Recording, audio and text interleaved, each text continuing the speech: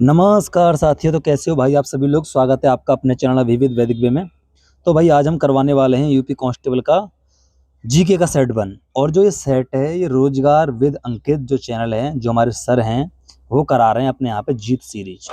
उन्होंने सेट 3-4 तक हो चुके हैं उनके। ये सेट 1 की वीडियो है और आप इसे रिवीजन के तौर पे देख सकते हो। और रिवीजन ही नहीं भाई साहब, मैं आपको कुछ निमोनिक्स बताऊंगा जिससे माध्यम से आपको ये पूरा याद हो जाएगा। आप भूल नहीं पाओगे, याद करने की गारंटी है। और कुछ तरीके बताऊंगा कैसे हमें याद करनी चाहिए जीके, किस तरीके से हमारी मेमोराइज हमें चीज़ें करनी चाहिए, वो भी तरीका मैं आपको बताऊंगा। वीडियो आप पूरी देखना। और जो ये पीडीएफ है पूरे 38 क्वेश्चनों की, ये पीडीएफ भी आपको टेलीग्राम पे मिल जाएगी, उसका लिंक मैं दे दूंगा। पहले आप पूरी वीडियो देख लीजिए एक बार। चलो हम शुरू कर दें। जैसे कि पहला प्रश्न हमारा ये था, क्या था पहला प्रश्न? संविधान का सुलेखन बॉर्डर ये किसने लिखा है? मतलब संविधान का सुलेखन है ये किसने किया है? और इसका आंसर है प्रेम बिहारी नारायण रायजादा। अब कैसे याद करेंगे भाई इसको? कि भाई प्रेम से संविधान लिखा गया। कैसे लिखा गया? प्रेम से लिखा गया संविधान। भैया बड़े प्यार से संविधान लिखने में भाई साहब, बनाने में 2 साल 11 महीने 18 दिन लगे हैं। बड़े प्यार से लिखा है। बहुत बहुत संविधान देखे हैं, मतलब पूरे दुनिया के संविधानों के देखने के बाद अपने संविधान बनाया हमारा। अब एक्स्ट्रा चीज देख लेते हैं। इसके अस्थायी अध्यक्ष कौन थे? सच्चिदानंद सिन्हा थे। और अस्थायी अध्यक्ष कौन थे? राजेंद्र प्रसाद जी थे। ठीक है ना। हम एक्स्ट्रा चीजें भी देखते चलेंगे हम साथ में। प्रश्न नंबर 2 हमारा दे रखा था। प्रश्न नंबर 2 में क्या दे रखा था? प्रश्न नंबर 2 में दे रखा था छठी अनुसूची के राज्य कौन कौन से? ऑप्शन में देखा था कौन सा राज्य नहीं है, तो उसमें भाई नागालैंड आपका नहीं है। बाकी मेघालय, मिजोरम, त्रिपुरा, असम। अब इसको याद कैसे करोगे? ये ट्रिक तो आपको मालूम होगी। AMTM, AMTM। ए से असम, एम से मेघालय, टी से त्रिपुरा और एम से मिजोरम। ऐसे आप याद कर सकते हो। ठीक है। अब एक्स्ट्रा चीजें ये तो आपको मालूम होगा कि भाई मूल संविधान में हमारी 8 अनुसूचियां थी और वर्तमान में हमारी 12 हैं। चलिए आगे चलते हैं प्रश्न नंबर 3 पर। प्रश्न नंबर 3 में क्या बोल रखा है आपसे? हड़प्पा किस नदी पर है? हड़प्पा है रावी नदी पर। अब कैसे याद करेंगे? अब इसमें से अब इसे हरा मान लो। एक शब्द हरा याद कर लो। हरा, ह से हड़प्पा, रा से रावी, हरा। ठीक है। अब सिंधु सभ्यता का जो प्रमुख व्यवसाय था कृषि और व्यापार था। ये कुछ एक्स्ट्रा फैक्ट है, इनको आप देखते चलना। कभी कभी क्वेश्चन आ जाता है कि भाई सिंधु घाटी सभ्यता का मुख्य व्यवसाय क्या था? कृषि थी। ठीक है ना। चलिए आगे चलते हैं। बड़े आसानी से आप कुछ चीज याद हो जाएंगी भाई। ये चीजें ऐसी हैं, हमारा माइंड चीजों को रिलेट करके याद करता है। मैं इसीलिए आपको ट्रिक बता रहा हूँ, थोड़ा निमोनिक्स बता रहा हूँ, जिससे आपके माइंड में चीजें बैठ जाएंगी भाई। ठीक है ना। और कोई कारण नहीं है। बाकी सर अच्छा पढ़ा रहे हैं, बाकी आप रिवीजन के तौर पे से देख लो भाई, कोई दिक्कत की बात नहीं है। अब एक प्रश्न और आ गया, देखो। सोम किसके देवता थे? सोम भाई साहब पौधों के देवता थे। और हमारे यहाँ पे पहले रीति रिवाज रही है कि भाई हम सोमवार को पौधे लगाते थे। क्या लगाते थे? सोमवार को हम पौधे लगाते थे। तो उसकी ट्रिक क्या हो जाएगी? सोमवार को भैया पौधे लगाओ, मतलब सोम देवता हमारे पौधों से संबंधित हैं। और ऋग्वैदिक काल के जो मुख्य देवता थे वो थे इंद्र हमारे। और पशु था हमारा घोड़ा। और नदी हमारी सरस्वती थी हमारी, जो ऋग्वैदिक काल की मुख्य चीज है। ये इनको भी आप याद कर लेना, ये आपके आ जाते हैं कभी कभी। ठीक है ना। चलिए प्रश्न नंबर 5 देखते हैं। अब प्रश्न नंबर 5 बड़ा ही इंटरेस्टिंग है और आपको अच्छे तरीके से हमें याद करवा देते हैं। सत्यमेव जयते कहाँ से लिया गया है? ये लिया गया है मुंडकोपनिषद से। अब कैसे करोगे याद? सत्य बोलने वाले का मुंड सिर हमेशा ऊंचा रहता है भाई साहब। जो सत्य बोलता है ना, उसकी गर्दन नहीं झुकती है मेरे भाई। उसके अंदर कॉन्फिडेंस होता है कि भाई मेरी बात सत्य है। अब इसको देख लीजिए। उपनिषदों की संख्या कितनी है? 108 है, जिसका अर्थ है गुरु के समीप बैठकर ज्ञान प्राप्त करना। उपनिषद का अर्थ है ये। और इनकी संख्या कितनी है? 108 है मेरे भाई। चलिए आगे चलते हैं। अब एक प्रश्न था हमारा, व्रीहि शब्द का अर्थ क्या है? व्रीहि, व्रीहि का अर्थ है चावल। अब कैसे याद करोगे भाई? पहले टाइम पे चावल काफी दिनों से चला आ रहा है। इसके साथ हड़प्पा काल में भी पाए गए हैं चावलों के। तो भाई चावल हैं वो वीरों की तरह खाओ। वीरों ने भी खाए हैं चावल भैया। चावल हमारे वीरों ने भी खाए हैं। वीर माने व्रीहि, चावल हमारे वीरों ने भी खाए हैं। व्रीहि मतलब चावल। चलिए और एक्स्ट्रा चीज देख लीजिए। ये प्रश्न भी आपके कभी कभी बहुत रेयरली पूछ लिए जाते हैं। क्या है? वैदिक काल में अधन्या गाय को बोलते हैं, उर्वरा कृषि भूमि को, और दुहिता पुत्री को। ये तो आप याद कर लेना, दुहिता भैया पुत्री को बोलते हैं। ठीक है। चलिए अब आ गया मानव अधिकार से प्रश्न हमारा एक। क्या प्रश्न? प्रश्न नंबर 7 है, मानव अधिकार घोषणा 1948 में कितने अनुच्छेद थे? भैया सीधी सी बात है, 30 अनुच्छेद थे। तो आपने पढ़ रखा होगा, बहुत सिंपल है। मानव के 30 अधिकार महीने के 30 दिन। भैया महीने में कितने दिन होते हैं? 30 दिन। तो भाई महीनाओं से आदमी को काटना है तो 30 अधिकार लेके तो काटेगा, हर दिन एक अधिकार चाहिए भैया। ऐसे आप याद कर सकते हो यार, बहुत आसान तरीके से आप इसे याद कर सकते हो मेरे भाई। और एक्स्ट्रा चीज ये प्रश्न आपका कई बार परीक्षा में आ चुका है भैया। 10 दिसंबर को आपका मानवाधिकार दिवस बनाया जाता है, 10 दिसंबर को, इसे आप याद कर लेना मेरे भाई, कोई दिक्कत नहीं है। चलो आगे चलते हैं। राष्ट्रीय सांप्रदायिक सद्भाव फाउंडेशन प्रशासन, अब ये क्या है? ये शासन करने वाली परिषद है, इसके बारे में पूछा था ये। इसका काम क्या है? इसका काम है शासन करने वाली परिषद है, गवर्निंग काउंसिल है ये हमारी। अब कैसे याद करोगे इसे? सद्भाव से शासन करो भैया। इसका मुख्यालय क्या है? नई दिल्ली में। और इसके अध्यक्ष कौन होते हैं? गृह मंत्री होते हैं। हमें सद्भाव से शासन करना चाहिए, ये इसकी ट्रिक हो जाएगी, ठीक है ना। राष्ट्रीय सांप्रदायिक सद्भाव फाउंडेशन का प्रशासक क्या है? शासन करने वाली परिषद है ये, ठीक है ना। ऐसे आप याद कर सकते हो बड़े आराम से यार, कोई दिक्कत की बात नहीं है। अब हम भूगोल के प्रश्नों को देख लेते हैं, और ये मैंने बांट दिए हैं प्रश्न, आपके बांट दिए हैं। पहले प्रश्न आपके हिस्ट्री के थे, अब यहाँ से भूगोल के स्टार्ट हो जाते हैं, और सर हैं बिल्कुल टॉपिक वाइज आपको अच्छे प्रश्न लेके आ रहे हैं बढ़िया तरीके से, कोई दिक्कत की बात नहीं है। चलिए देखिए, क्षेत्रफल में चौथा बड़ा राज्य कौन सा है? चौथा बड़े राज्य की बात हो रही है। चौथा बड़ा राज्य हमारा उत्तर प्रदेश। कौन है? हमारा उत्तर प्रदेश ही है चौथा बड़ा। अब कैसे याद करेंगे? राम महान है यूपी में, राम भैया महान है हमारे यूपी के अंदर, क्योंकि राम जी का जन्म है कहाँ पे हुआ था? अयोध्या में हुआ था, तो हमारे महान है जी राम। अब कैसे याद करोगे?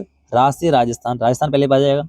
म से मध्य प्रदेश, महान से महाराष्ट्र, और यूपी से यूपी उत्तर प्रदेश। ऐसे आप याद कर लोगे। पहले पे कौन बड़ा है? हमारा राजस्थान, दूसरे पे एमपी, तीसरे पे महाराष्ट्र, चौथे पे हमारा उत्तर प्रदेश है एरिया के अकॉर्डिंग, और पॉपुलेशन के अकॉर्डिंग हमारा यूपी है भैया, ठीक है ना। और एक्स्ट्रा फैक्ट इसमें दे रखा है भैया कि गोवा सबसे छोटा हमारा राज्य है। चलिए कोई बात नहीं। अब प्रश्न नंबर 10 देख लेते हैं। कर्क रेखा कहाँ से नहीं गुजरती है? ये भैया यूपी से नहीं गुजरती। अब से याद कैसे करोगे? ये तो तुम्हें पता होगा। मित्र पर गमछा झाड़, मित्र पर गमछा झाड़ भैया, मित्र पर गमछा झाड़ दो भैया। अब कैसे याद करोगे? मित्र मिजोरम, म से मिजोरम, और ये दे रखा त्र, इससे आपका त्रिपुरा, प से पश्चिम बंगाल, र से राजस्थान, ग से गुजरात, म से एमपी, छ से छत्तीसगढ़, और झाड़ से झारखंड। आप ऐसे याद कर सकते हो, मित्र पर गमछा झाड़। ये आपको सारे राज्य आ जाएंगे जो कर्क रेखा से होकर जहां जाती है कर्क रेखा हमारी, ठीक है ना। अब देखो ये प्रश्न में आ जाता है कि भैया कर्क रेखा की सबसे ज्यादा लंबाई कहाँ है? एमपी में है, और सबसे कम आपका राजस्थान में है, ठीक है मेरे भाई। बिल्कुल आसान तरीके से आपको हम याद करवा देंगे। और भाई आप एक काम और करना, जो भी यहाँ तक वीडियो देख रहा है उसे बता देता हूँ कि भाई आप ब्लैंक पेपर टेस्ट क्या करो अपना, जो भी आप लेक्चर देखो, जो भी आप पढ़ो 1 घंटे, उसके बाद खाली पेपर लेके बैठो और उसे रिकॉल करने की कोशिश करो, उसे लिखो, कुछ भी लिखो, आपको जो भी याद हो उसे लिखो, जिससे आपको पता चलेगा कि भाई मैंने 1 घंटे वीडियो देखी है, मुझे कितनी चीजें मेरे को याद हैं, कितनी नहीं है याद, ठीक है। ये चीज आप कर लेना। चलो आगे चलते हैं। भारत चीन सीमा रेखा क्या होती है? उसे क्या बोलते हैं? उसे मैकमोहन रेखा बोलते हैं। जो भारत चीन की रेखा है उसे मैकमोहन रेखा हम बोलते हैं। अब कैसे याद करोगे? चीनी लोग मैक बहुत चलाते हैं। क्या चलाते हैं? मैक बहुत चलाते हैं भैया। मैक मतलब जहाज बहुत चलाते हैं वहाँ, ठीक है ना। ऐसे आप याद कर सकते हो। अब डूरंड रेखा पाकिस्तान और अफगानिस्तान के बीच में है, और रेड क्लिफ रेखा, ये तो आपको मालूम, तीनों रेखाएं मालूम होनी चाहिए भैया। एक प्रश्न आपका एग्जाम में यूपी कांस्टेबल में इनसे आ जाता है मेरे भाई, ठीक है ना। इन्हें बड़े ध्यान से याद कर लेना। और देखो ये प्रश्न बहुत अच्छा है, प्रश्न नंबर 12। भारत के बाहर से उद्गम होने वाली नदी कौन सी है? भारत के बाहर से भैया ब्रह्मपुत्र होती है। अब इसे कैसे याद करोगे? ब्रह्मा जी, जो हमारे ब्रह्मा जी हैं बाहर रहते हैं, यहाँ थोड़ी रहते हैं भैया ब्रह्मा जी। ब्रह्मा जी हमारे बाहर रहते हैं पृथ्वी से। कहाँ पे? मानस सरोवर में रहते हैं हमारे ब्रह्मा जी, ठीक है। अब कैसे याद करोगे इसे? इसे तिब्बत में यारलंग सांगपे और अरुणाचल में दिहांग सांग कहते हैं। इसका एक्स्ट्रा फैक्ट है, ये नाम याद कर लेना कि भाई तिब्बत में ब्रह्मपुत्र नदी को क्या बोलते हैं? यांगरंग सांगपे, और अरुणाचल में दिहांग या स्यांग वो कहते हैं, ठीक है। ये प्रश्न आ जाते हैं कभी कभी। अब प्रश्न नंबर 13 देख लो। चावल का प्रमुख उत्पादक राज्य कौन सा है? पश्चिम बंगाल है। कौन सा है भैया? पश्चिम बंगाल है चावल का। अब कैसे? आपको पता होगा यार, बंगाल के लोग मछली चावल बहुत खाते हैं मेरे भाई, ऐसे आप याद कर सकते हो। एक्स्ट्रा चीजें पढ़ लो। महाराष्ट्र प्याज केला में, गुजरात मूंगफली में, कपास में, यूपी और कपास में। अब तो गुजरात क्या है? गुजरात मूंगफली और कपास में। इसमें मूंगफली और कपास में गुजरात आपका। यूपी गन्ना और गेहूं में आ गए। महाराष्ट्र इसमें आ गए, प्याज और केला में आ गए, ठीक है ना। इसे आप याद कर लेना एक्स्ट्रा चीज। अब हम कुछ यूपी स्पेशल के सवाल देख लेते हैं जो कि बहुत आते हैं आपके यूपी प्रश्न में। चलिए, पीतल नगरी, पीतल नगरी किसे बोलते हैं? पता होगा तुम्हें, ये मुरादाबाद को हम पीतल नगरी बोलते हैं। ट्रिक कैसे करेंगे? मुराद पूरी होने पर पीतल के बर्तन बांटे जाते हैं भैया गाँव में। जब आदमी की मुराद पूरी होती है तो पीतल के बर्तन दान करना अच्छा माना जाता है। अब कैसे?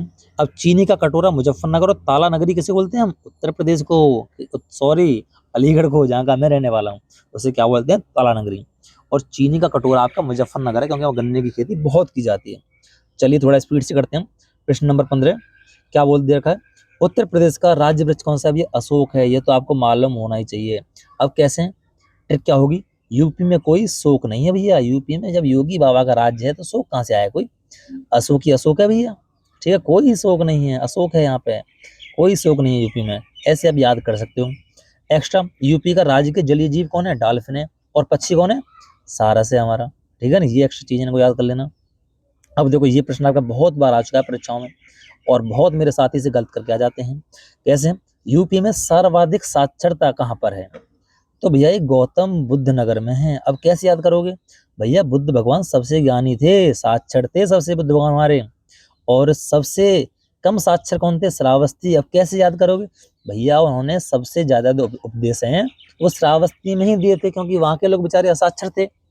साक्षर करने के लिए गौतम बुद्ध ने सबसे ज्यादा उपदेश श्रावस्ती में दिए थे। ठीक है ना, और पहला उपदेश सारनाथ में दिया था। चलिए आगे चलते हैं। प्रश्न नंबर 17।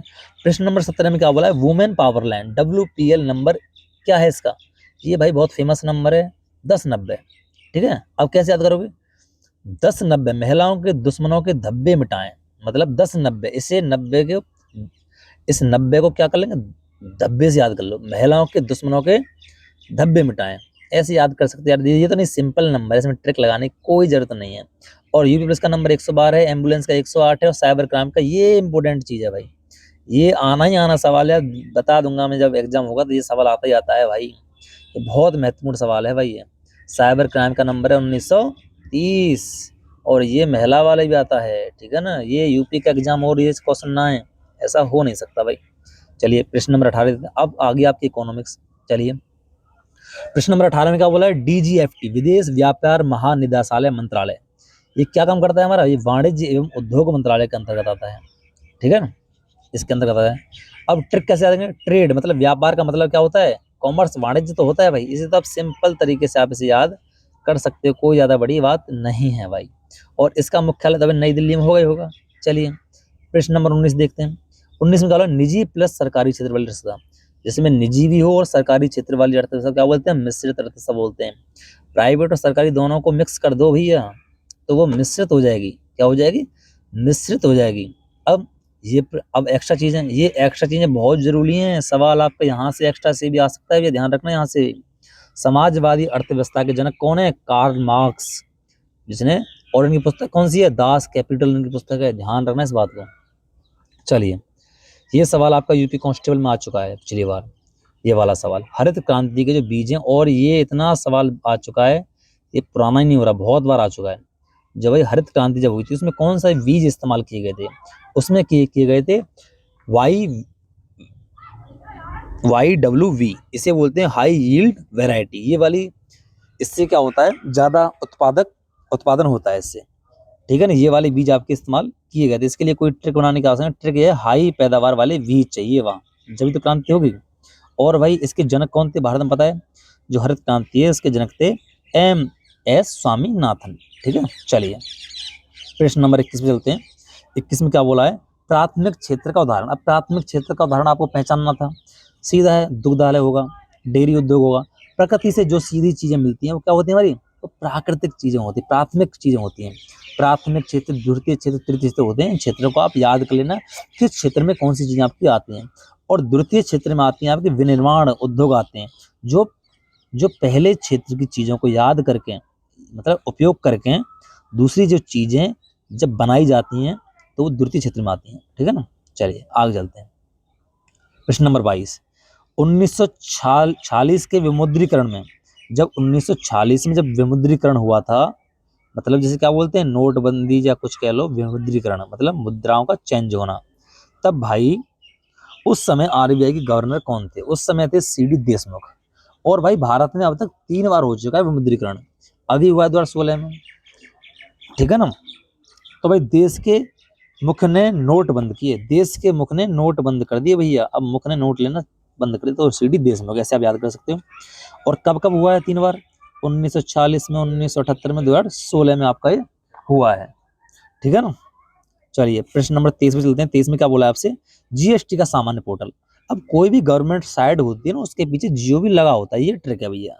सरकारी पोर्टल हमेशा जीओवी इन पर होते हैं, ये ट्रिक है सीधी की सीधी। कोई आपसे पोर्टल पूछे, किसी का भी पोर्टल पूछे, उसमें जीओवी इन लगी रहेगी, कोई सरकारी पोर्टल होगा तो। और भाई इसको आप याद कर लेना, जो जो हमारा जीएसटी है वो हमारा 1 जुलाई 2017 को लागू हुआ था, और 101वां संशोधन था संविधान का। ये प्रश्न आपका यहाँ से, आपका एक प्रश्न आपका तय है इसमें से, इस स्लाइड में से, ठीक है ना, आना ही आना है भाई। अब हम साइंस एंड टेक के कुछ प्रश्न कर लेते हैं। देखो भाई, ये सवाल आपका यूपीएसआई में भी आया है, ठीक है ना। फेसबुक का नया नाम क्या है? फेसबुक का जो नया नाम है भैया क्या है, मेटा है। फेसबुक पर बेटा नहीं मिलते भैया, मेटा मिलते हैं। क्या मिलते हैं? मेटा लोग मिलते हैं, मेटा। फेसबुक पर बेटा नहीं मिलेगा, मेटा मिलेगा, ठीक है ना।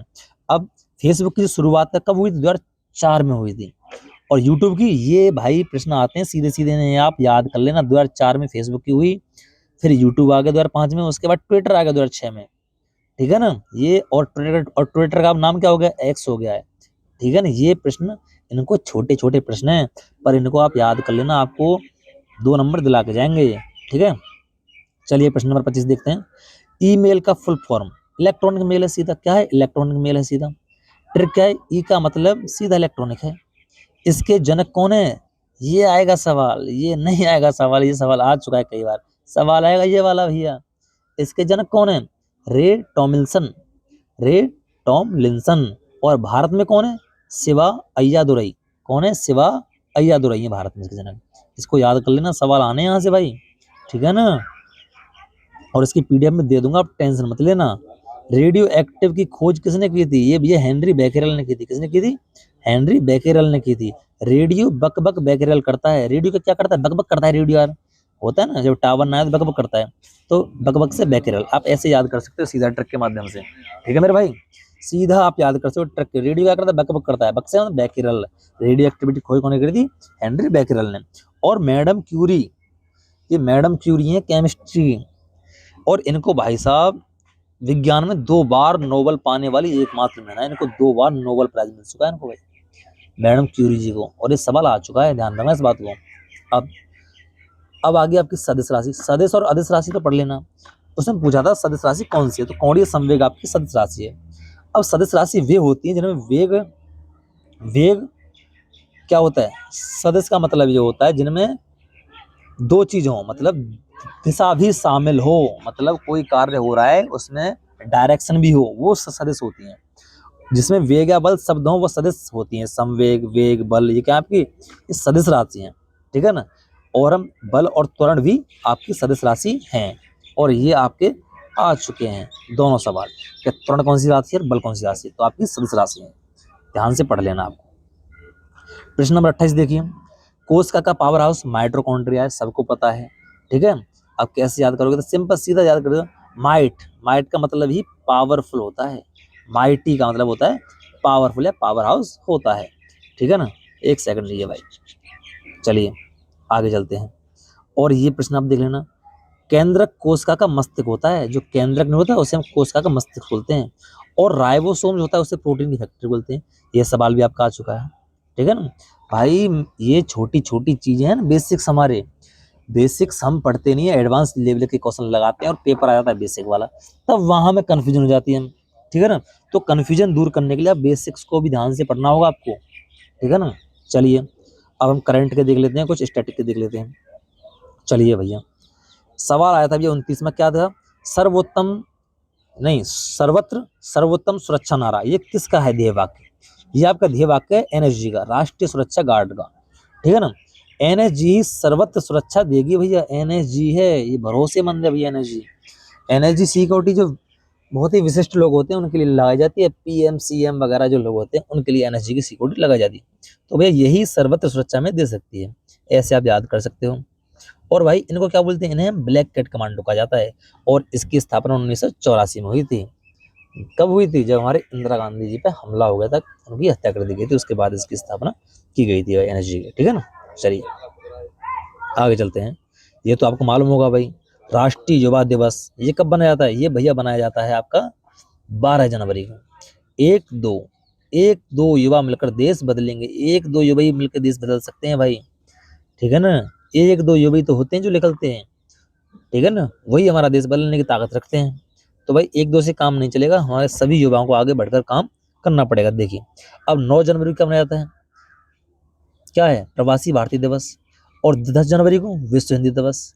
ये जो बता रहे हैं, ये जो एक्स्ट्रा चीजें हैं, इससे सीधा सीधा आपको प्रश्न देखने को मिलेगा, ठीक है ना, सीधा सीधा बिल्कुल। चलिए आगे चलते हैं। प्रश्न नंबर 31, अंतर्राष्ट्रीय न्यायालय का मुख्यालय तो आपको पता होगा, अंतर्राष्ट्रीय मुख्यालय का न्यायालय कहाँ है? कहाँ है? कहाँ है ये मुख्यालय का? बताइए। इसका है हेग में। कहाँ पे? इसका जो मुख्यालय कहाँ है? इसका मुख्यालय हेग में है। और हेग आपका कहाँ पड़ता है? नीदरलैंड में। न्याय न मिलेंगे, सुनो यार, सॉरी, न्याय न मिले तो क्या हो जाता है आदमी? भैया हैंग हो जाता है, या हैंग कर दो। न्याय न मिले तो उसे फिर हैंग कर दो तुम सामने वाले को, अगर तुम्हें कोई न्याय नहीं दे रहा है तो, ठीक है ना। ऐसे आप याद कर सकते हो, थोड़ी सी यार अटपटी ट्रिक है। इसमें कितने होते हैं जज? 15 होते हैं जज, और इनका कार्यकाल 9 साल का होता है। कितना होता है? 9 साल का इनका कार्यकाल होता है। ये एक्स्ट्रा चीजें आप याद करते रहना मेरे भाई। चलिए प्रश्न नंबर 32 देखते हैं। साहित्य नोबेल जीतने वाले पहले भारतीय कौन थे? ये थे रविंद्रनाथ टैगोर। कौन थे? रविंद्रनाथ टैगोर थे। साहित्य में रवि। अब कैसे याद करोगे? साहित्य में रवि सूरज की तरह चमके, साहित्य में रवि की तरह चमके और सूरज की तरह चमके। रवि माने रविंद्रनाथ। और किसके लिए मिला था इन्हें? ये गीतांजलि के लिए मिला था इन्हें पुरस्कार, ठीक है साथियों। प्रश्न नंबर 33 देख लेते हैं। प्रश्न नंबर 33 में क्या बोला है आपसे? फिनलैंड की शासकीय मुद्रा कौन सी है? फिनलैंड है, उसकी शासकीय मुद्रा है यूरो। कैसे याद करोगे? फिनलैंड में यूरो की हवा चलती है। किस चलती है? यूरो की हवा चलती है भैया फिनलैंड में आपकी, ठीक है ना। यूरो की हवा चलती है, सीधा यूरो चलता है वहाँ बड़े तरीके से। अब एक्स्ट्रा फैक्ट देख लो। अब कहाँ कहाँ की मुद्रा हमारी यूरो है? आपकी जर्मनी की है, इटली की है, स्पेन की है, इनकी मुद्रा भी आपकी यूरो है। ध्यान रखना भाई। प्रश्न नंबर 34 देख लीजिए। मैरी कॉम की आत्मकथा कौन सी है? मैरी कॉम, इनकी है अनब्रेकेबल। मैरी कॉम को रिंग में कोई तोड़ नहीं सकता, कोई ब्रेक नहीं कर सकता भैया। जब ये रिंग में उतरती है ना, तो वहां से भैया गोल्ड या सिल्वर मेडल लेके ही आती हैं। और एक किताब और आती है आपकी भैया बहुत बढ़िया, playing to win. Playing to win, ये आत्मकथा कौन की है? ये भैया साइना नेहवाल की है। ये प्रश्न आपके आने वाले प्रश्न है मेरे भाई, जो सीधे सीधे आपको परीक्षा में दिखेंगे, ठीक है ना। प्रश्न नंबर 35 देखिए। अंतर्राष्ट्रीय ओलंपिक समिति का गठन कब हुआ था? 1894 में हुआ था। ओलंपिक में 94 देश खेले। कितने खेले? 94 देश खेले। ऐसे आप ये ट्रिक याद कर सकते हो। और महिलाओं ने सर्वप्रथम जो भाग लिया था, वो लिया था आपके 1900 के पेरिस ओलंपिक में। पहली बार महिलाओं ने भाग लिया था यहाँ पे 1900, ठीक है ना। ये सवाल है आपके आ सकते हैं। प्रश्न नंबर 36 देखते हैं। 36 में क्या बोला है? जल प्रदूषण नियंत्रण अधिनियम 1974 कब आया था? 1974। 74 घड़े जल बोलते हैं ना, 74 घड़े जल। आप 74 घड़े जल यहाँ से आप ट्रिक याद कर सकते हैं। 74 घड़े जल दे दो भैया, जल प्रदूषण, ठीक है ना। घड़ों में आता है भी हमारा जल, 74 घड़े जल। ऐसे आप याद कर, वरना सीधा सीधा याद कर लोगे आप। और ये नीचे वाला भी आ जाएगा, वन्य जीव संरक्षण 1972 में। किसमें? 1972 में लागू हुआ था, ठीक है ना। ये अधिनियमों की डेट आप याद कर लेना, क्योंकि ज्यादा तो पूछेगा नहीं, खाली डेट आपसे पूछेगा इसमें कांस्टेबल में। चलिए प्रश्न नंबर 37 देखते हैं। वैश्विक सॉफ्ट पावर सूचकांक 2026 में भारत का स्थान कौन सा है? तो भैया भारत का स्थान है 28वां। 28 की उम्र में इंसान में पावर आ जाती है भैया। क्या आती है? पावर आ जाती है। फिर वो सोचता है भाई, पावर कैसे, मतलब जिम्मेदारी आ जाती है, तो फिर उससे पावर भी आ जाती है। जब तक आपके अंदर जिम्मेदारी नहीं आएगी, तब तक आपको अपनी पावर का एहसास नहीं होगा मेरे भाई। जिम्मेदारी आते ही आपके अंदर पावर आ जाती है। अब एक चीज और आई, एक सवाल और है। प्रश्न नंबर 38 लास्ट सवाल है। चरागाहों और पशुपालकों के लिए अंतर्राष्ट्रीय वर्ष किसने घोषित किया है? किसने प्रस्ताव दिया है, ऐसे मान सकते हैं 2026 में? ये मंगोलिया ने प्रस्ताव पेश किया गया है, चरागाहों और पशुपालकों के लिए अंतर्राष्ट्रीय वर्ष का 2026 का, ठीक है ना। मंगोलिया ने पेश किया है। अब मंगोलों ने अपने पशुओं के लिए चरगाह मांगे थे भैया, मंगोलों ने, ठीक है ना, अपने पशुओं के लिए। ऐसे आप याद कर सकते हो सीधा। और भाई एक बार आप पीडीएफ से एक बार और इसे देख लोगे, तो आपको ये सवाल याद हो जाएंगे। और सवाल याद करने के बाद आप ब्लैंक पेपर टेस्ट अपना करना और कमेंट करके बताना कि आपको इससे कुछ फायदा हो रहा है नहीं हो रहा, और चीजों को जोड़कर आज याद करने का कोशिश किया करो। ठीक है ना, आप जोड़ के याद करोगे, कहानी बना के याद करोगे तो आपको चीजें फिर कंफ्यूजन नहीं रहती है फिर ऑप्शन में। ठीक है ना, वो चीजें आपके माइंड में क्लिक कर जाती हैं फिर। धन्यवाद।